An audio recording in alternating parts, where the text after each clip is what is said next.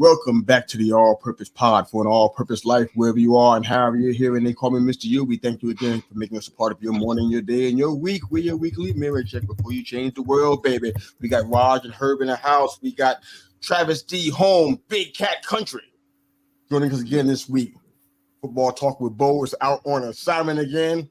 I run a nice beach somewhere, chasing sunsets, making us look bad. You know, that stuff we be doing. But how you guys doing this morning? Just waiting on my chance to be sent out on assignment. Like, and out. Let's clarify. I can't send him out. You guys can go on assignment if you want to. He goes on assignment a lot, and I'm like, that's just kind of. But I have a challenge. So I got assignments. I'm going on an assignment the week after next. I got to do me a little assignment so I can feel good about it. Well, congratulations. Your turn is coming, Herb. It's coming. Travis, stay on assignment. I know you got plenty of assignments in his situation. Oh, I stay on assignment. Yes, but I assign myself, or my wife assigns me the stuff. Yeah, that's about it. There you go. Oh, look at this. Look at this. Good morning, West Coast. Yeah, Bo's on assignment. Are you going to still watch the show because Bo's not here, or is we going to be okay? Can we still possibly entertain you while Bo's not here? He sends his love. He'll be back next week. Thanks, West Coast, for joining us. We appreciate you always, every week. Oh, look at this. You all deserve assignments of travel. You got that right. Yeah. I need to get on assignment to Costa Rica. Yeah. Yes. I'm going to Florida. I'll be in your neck of the woods. Close to you, Trav. I'll be in Panama City Beach. Nice. Close enough. Some beach, some jazz. I'm gonna have me a good time. Nice. I need it. We are going to Dallas this week to see Raj for his birthday, but that's as close as You're taking pictures, right? Doing pictures and videos. Yep. See this. And be back in time for Monday morning. So yeah, I wasn't gonna ask. I was kind of just hoping like, don't let me down. But no, that's still neat. All right. Well, a lot going on. I want to really jump into a lot of more of the NFL draft stuff because next week is going to be all NFL draft. I have to because of the scheduling and stuff. So we're going to just hit it hard next week. But with our mock drafts today and stuff. But I want to jump to a little bit of baseball. We have a lot of fans that are still listening. You want to hear about baseball stuff. This is not something that's going to blow you guys' minds. It's not going to be about game by game coverage, none of that kind of stuff. It's just baseball related stuff. All right. Good morning, Mom. Look at this. Her boy's not even here, and she's here still supporting us. Thank you, Mom. We love you so much. Thanks for joining us, and hope you're having a great day out there where you are. All right. So, you guys heard the name Angel Hernandez. Basically, in any place that has a baseball park, his name is being burned in effigy. Okay. He's an umpire, been around since the 1990s. He's not a newbie at all. He's not like some guy that doesn't know what he's doing, per se. I want to read a whole bunch of stats off to you and tell you about his ratio of strikes and balls. I ain't going to do any of that.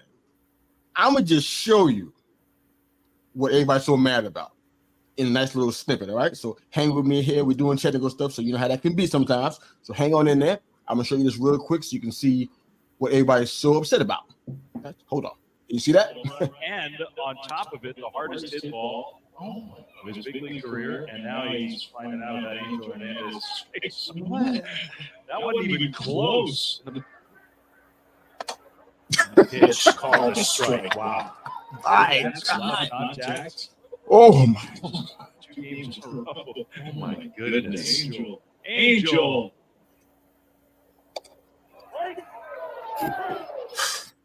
Brady gets the call. It's 2-1 Braves, third inning. Tyro Estrada.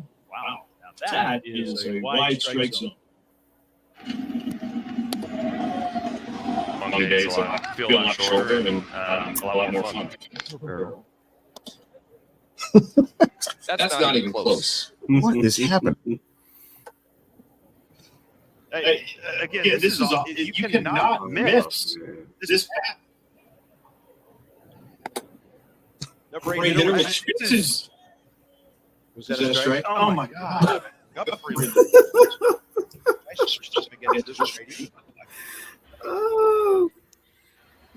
That's strike This is the one that. Yep. Lord. And that one is not close. Trying to hold up his swing. Man, it was all the Yankee one. He was killing us with the Yankee one. Now that had every bit of the plate, but I wonder if he just has his eyes closed though. I don't even know where to go with it. I was hoping they wouldn't show the Yankee ones in the video, but he showed about 5 or 6 of those. It was like, I need to get off of the stage. I gotta stop that. I can't say no more. That's enough. But Wow, you guys can see it. So, like I said, he has a history. He has a long history of this, and it's not against any team who's got Scott Foster, the referee from the NBA. He's in the game with Chris Paul. He gives him the business. This is not that. This is everybody's equally getting screwed. So it doesn't matter what the team is or where they're playing. His accuracy, I guess, is the same. His tracking of missed call is still the same. And it's like, why did this happen? Bo would say he have a laundry list of things to say about him, because everybody that has any kind of baseball love in him grimaces every time he comes to the he's a part of any game. So I don't know what you guys thought. I enjoyed looking up information on this one, because there's a site that's Umpire Scorecards that they kind of just rack up what the different refs said, they have any biases, et cetera, and he has 6.3 fewer correct calls per game than the average umpire. So I'm like, that's pretty stark. That's pretty big overall. But at the end of the day, so he's very bad at his job. That's the best that we can go with. Is he's just bad at his job? Like, you got what do they call a doctor with a C- average? A doctor? Like that, you don't know what these guys are. Like, unfortunately, he's just a bad one of his profession and probably shouldn't be gone. But I'm assuming that they have a union of some sort that's kind of watching this, and hopefully the MLB does something with it. I don't know if they would demote him to another, AAA or something along those lines, but that's rough. That's rough to watch. And this has already been something that people have been talking about for a long time. So it's not news, but it's getting worse. Well, according to what they say, according to their rules. Okay, you're talking, Kirby. I can't hear you. We can't hear you, brother. He's muted.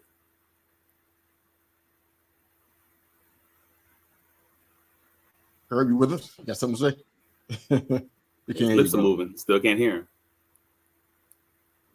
I'm gonna let you autocorrect, and then we'll go ahead and come back to you. All right. But they have some kind of rule, I guess, where if they make too many egregious mistakes, they kind of pull them out of certain games. They're not allowed to be crew chief, that kind of stuff. As a matter of fact, I'm starting to wonder now if there is a reason why this is happening, because everybody can say ineptitude and kind of point toward that. I'm on the conspiracy theory side with this one. I feel like this is something more to this than just that. So I did a little bit of digging, because that's kind of what I do. And there was a lawsuit that happened 3 years ago. 3 years ago in March. It was a racial discrimination lawsuit. And he was a big part of that. He lost it against MLB. And he was claiming he said he was discriminated against because he wasn't able to be assigned to a World Series since 2005, I guess it was, and was never made a crew chief.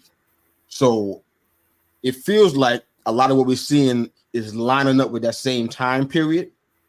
So I'm like, I feel like he knows that he can be demoted, like you said, he can be moved around, but he can't be bumped. I guess after one infraction, it had to be like a preponderance of things happening. I think he's sticking it to the Major League Baseball. Because he's Cuban American, and he knows he can't. And with this previous lawsuit, he knows he essentially can't truly be demoted. He's just gonna milk it, do the least adequate job that he can do, and kind of just milk this thing as long as he can.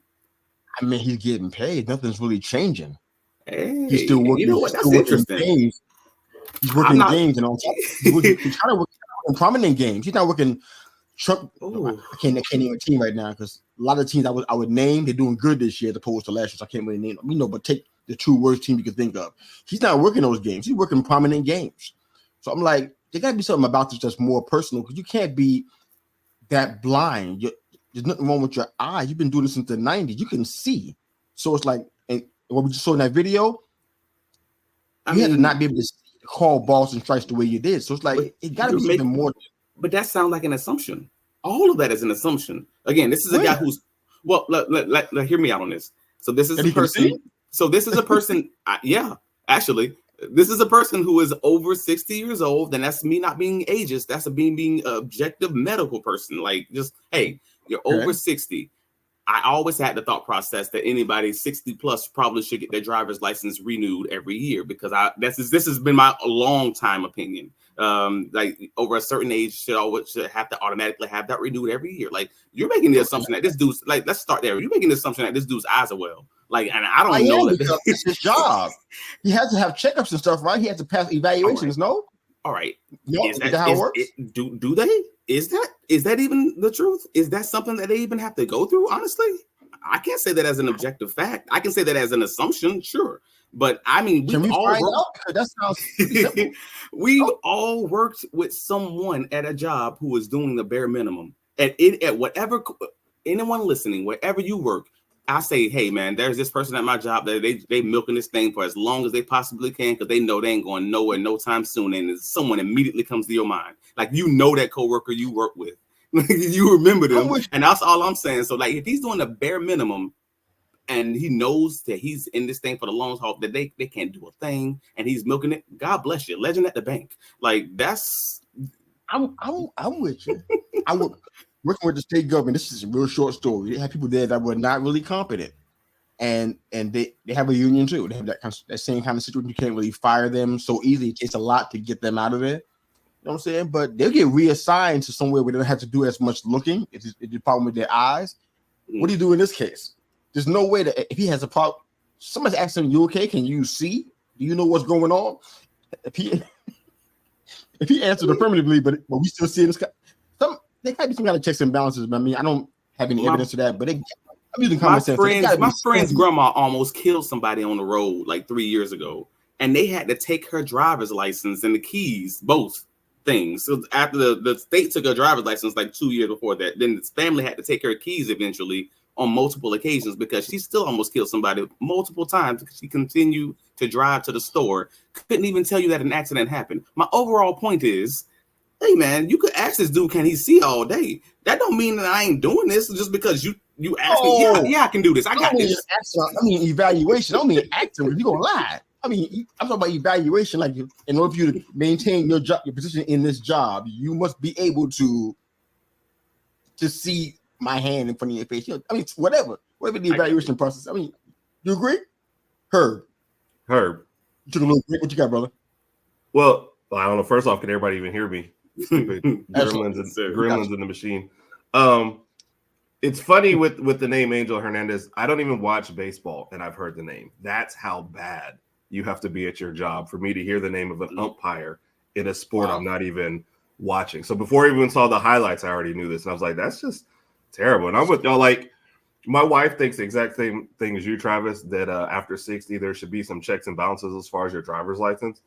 But it's almost like baseball's embraced Angel Hernandez as like as a sideshow, and they're just like, let's just keep trotting him out here. You know that it's going to be bad for everybody all day, but maybe more people will watch this disaster.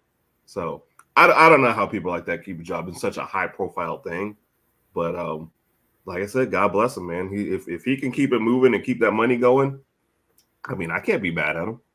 I'd like to go up there, and I bet you he doesn't even have like the little clicker in his hand to do balls and strikes. Bet you just pulls out his cell phone and plays on it for a few minutes and puts it back in and goes to the next one. No, you see what he does. You saw it. The pitch happens. The ball hits the catcher's glove, and what do you see happen? There's a pause. He paused because he wants to see where the catcher caught it at. You pulled it in the air. Oh, strike. Good job, buddy. Good job. No, he paused after that. He's sitting like, strike. I'm like, hey man, I bet you he's listening to a podcast. He's probably listening to you, Mr. Yu, in a podcast in there, and that's why he's not paying any attention. This is probably all your fault. I certainly hope not, because our people are hurting. He's killed us in many a game. No. He said, Mr. Yu said I could change the world. Oh, what you guys say? Oh, strike. Or He got his earpiece in, listening to a podcast while the game's going on. You are not going to put this on me, dude. Listening to the Budweiser, not the Budweiser, the Buffalo Wild Wings people. All right, let's keep this thing going. All right, let's wrap it up. Yep. See, I like it. See, now it makes more sense, though, right? Yeah, no, I don't think he should be there anymore. I want him to lose their job, but he needs to lose his job. But before we get to Las Vegas and the A's, which is the craziest situation in baseball, perhaps. Shout out to the folks joining us on Football Talk with Bo, our guy. Good morning from the road. Drive safe out there, brother. We miss you, man. One half of the Herb and Raj podcast every Tuesday evening at 9 p.m. EST on your YouTube channel. The Herb and Raj podcast. Good morning, sir. Roll Tide, baby. Said Herb is on mute. I know. Oh, yeah. I want to be at the party, man. I'm going to miss that part, I guess. You're going to be in Dallas Saturday night? I don't like Dallas just on principle.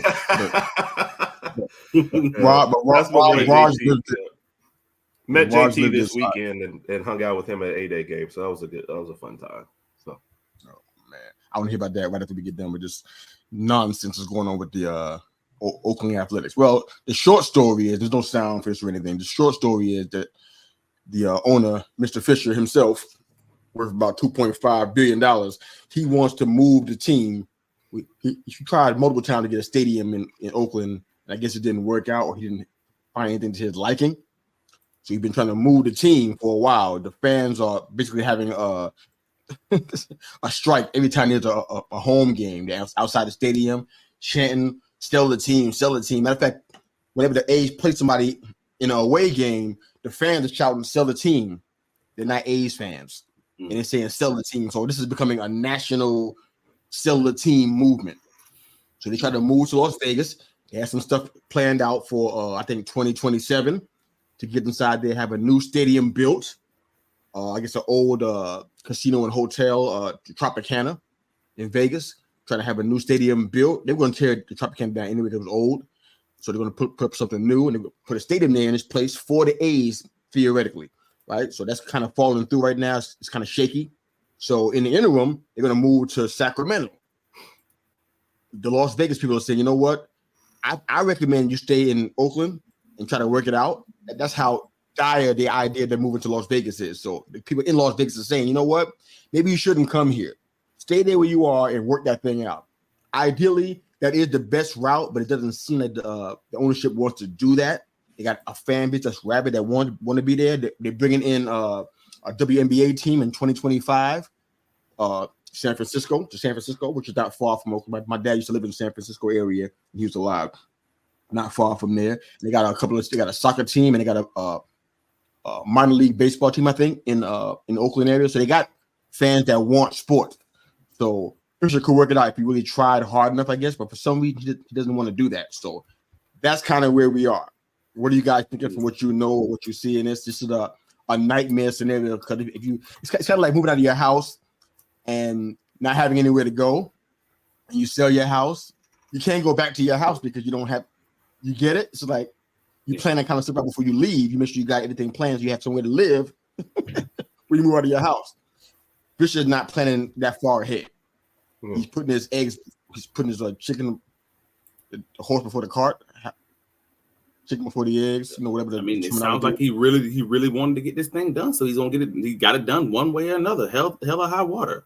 High water's here because but it's not even looking good for 2028. It's not looking good 4 years from now.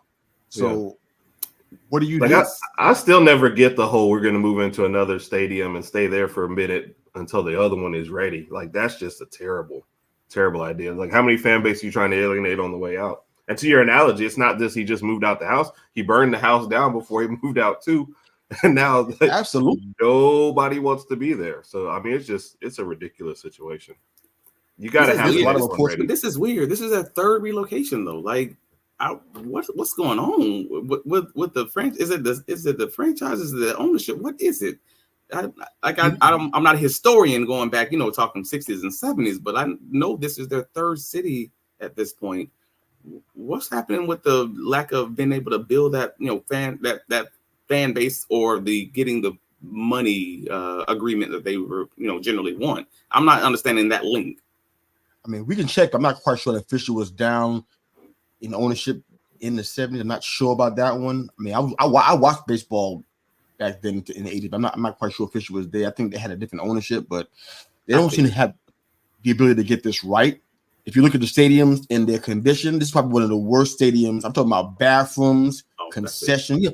When you mess bathrooms up, man, they're out here for 3 hours watching games, even before the new pitch count.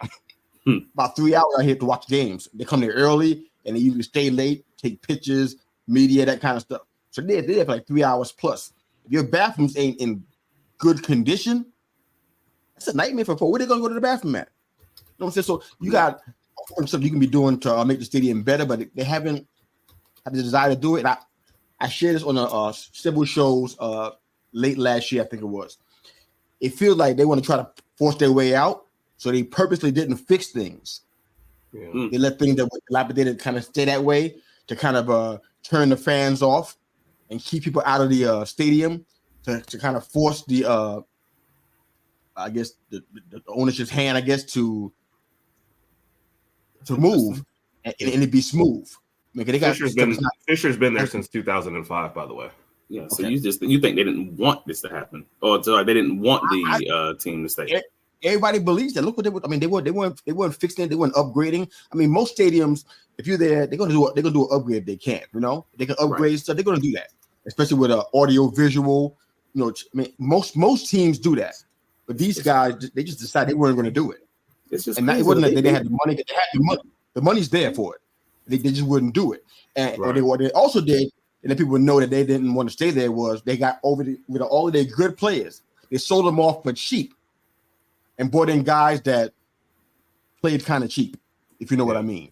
Yeah. And in order to tank their records, I'm not talking about late season tanking. I'm talking about early season tanking, mid season tanking continuously to bring the value down so they can go ahead and and move the team off without But what they don't understand is that even if you do that kind of stuff, coming to a new place, how's that going to look to the new fans? Yeah, and to your point, like the owners that took them to the World Series 3 times in a row, when they passed away and the team was sold, the next owners took over and were like, "Yeah, we're not spending as much."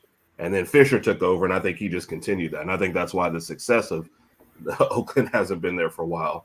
And to what you were asking earlier, I guess, Travis, like the owners that have been there since their success have just not wanted to spend money.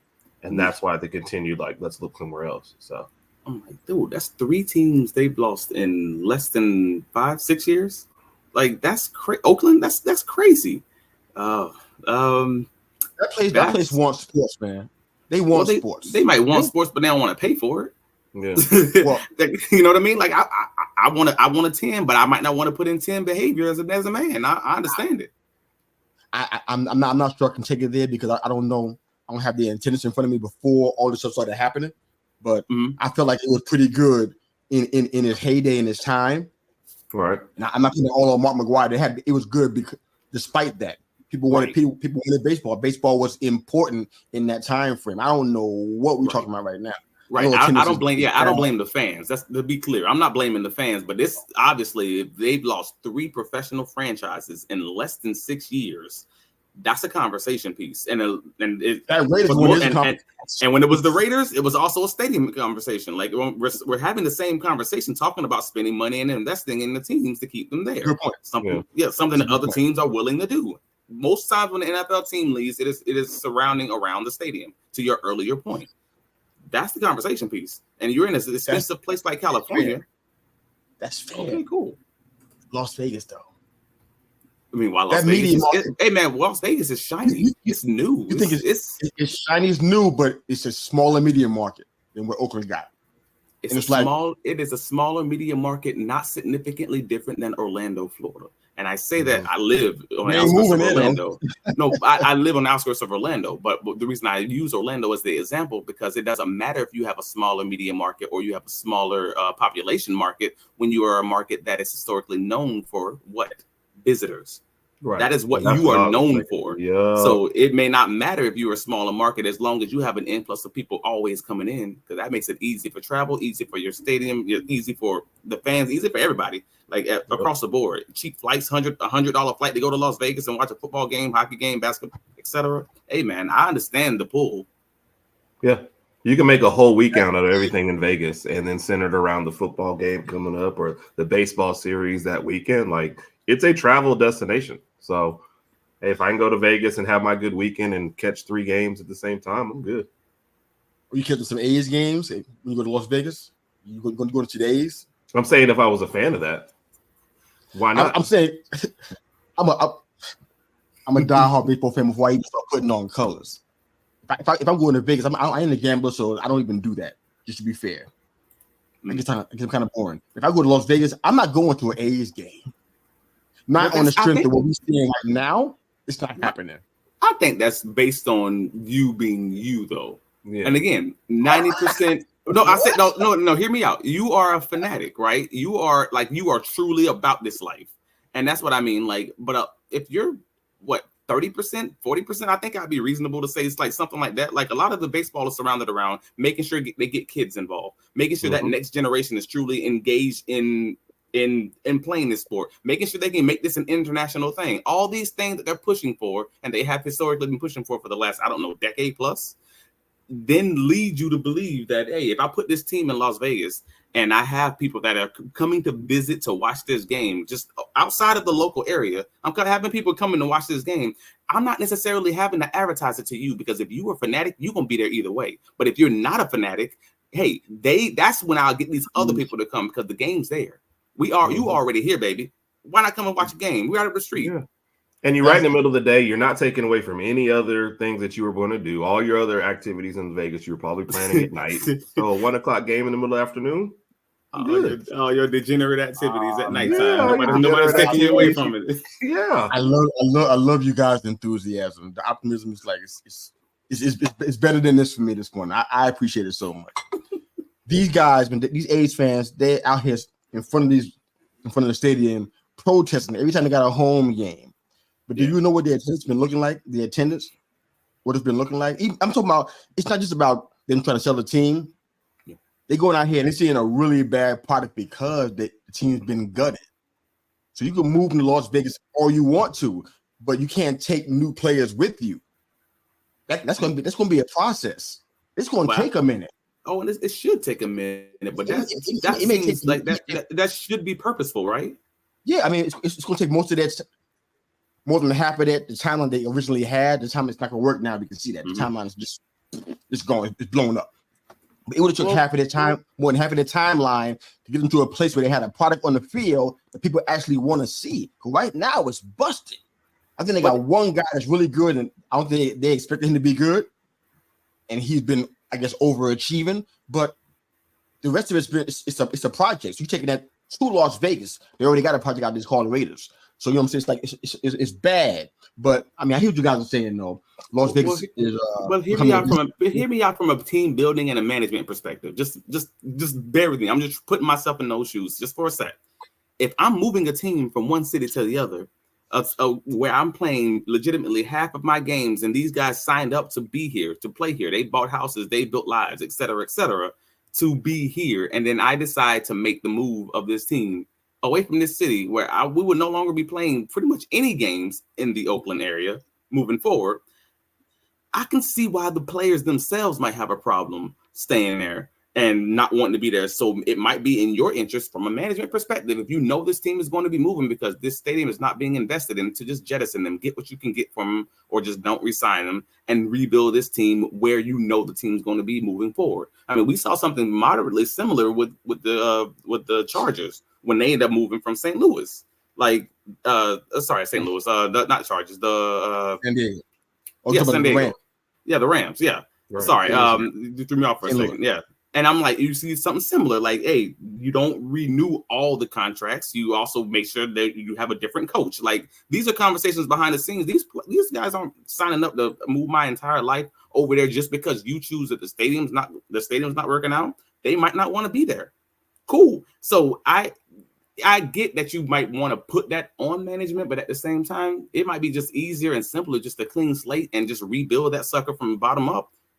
I'm putting minimal money into it right now, and when I get where I'm getting to, I build it up from that point. It's gonna take a minute either way, but at least you ain't got no bad stuff going on in the locker room. Come on, this ain't the first time we've seen the story. That's all I'm saying. No, it's definitely not. I mean, people have been moving their teams at 2:00 in the morning while everybody's sleeping. I mean, we've seen it. so we know that we got our precedents for it. Yeah, those are more fun stories. Yeah. Chad.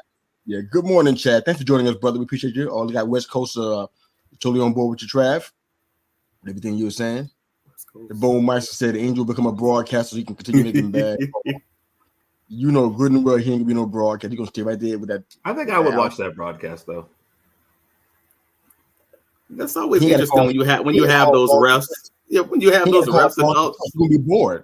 You're gonna be bored. Bad stuff, and they just get paid to say bad stuff. Mm-hmm. Oh, that's great. Yeah, I agree with that, Bo.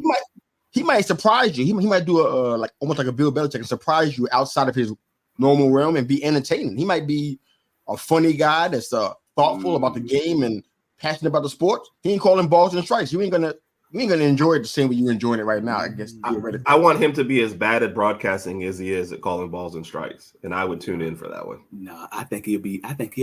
I think he'll be great. He'll be incredible because now you got the TV and we got the TV right in front of him. He beeping. He got this HD. He right here on it. He like, oh no, I got this. I got all the angles now. Yeah, my boy say I ain't got to worry about the MLB no more. I got this private organization paying me. You don't need no lazy. That's what you're saying. Yeah, let me be honest. You go find out he wears glasses and he just never wore them when he was umpiring. Oh, God. All right. Yeah, he need LASIK like Jameis Winston. I got you. Wow. That's not what I expected to happen. All right, cool. All right, so let's go into a little bit of NFL draft, man. We got it's happening up this week. Oh, no, next week, excuse me.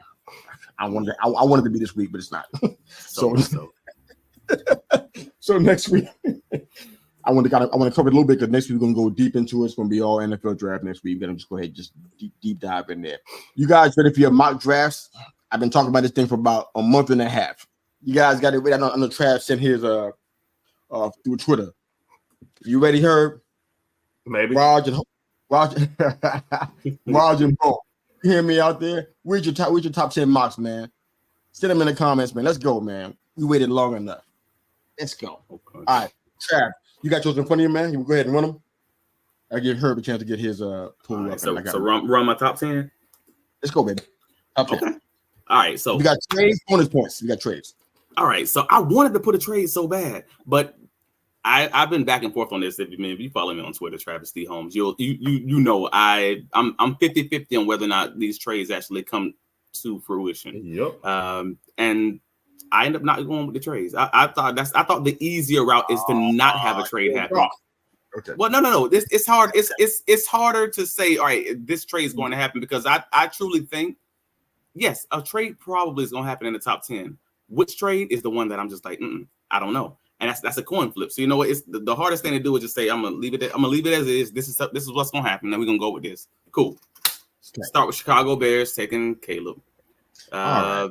This is number one pick, but it's so lackluster. Like, pick Caleb. Oh yeah, great. Yeah, we know what this is. Follow that up with the Commanders picking up Drake May. Wow. Yeah. I'm shocked. Right. Why is that shocked? I feel like there's some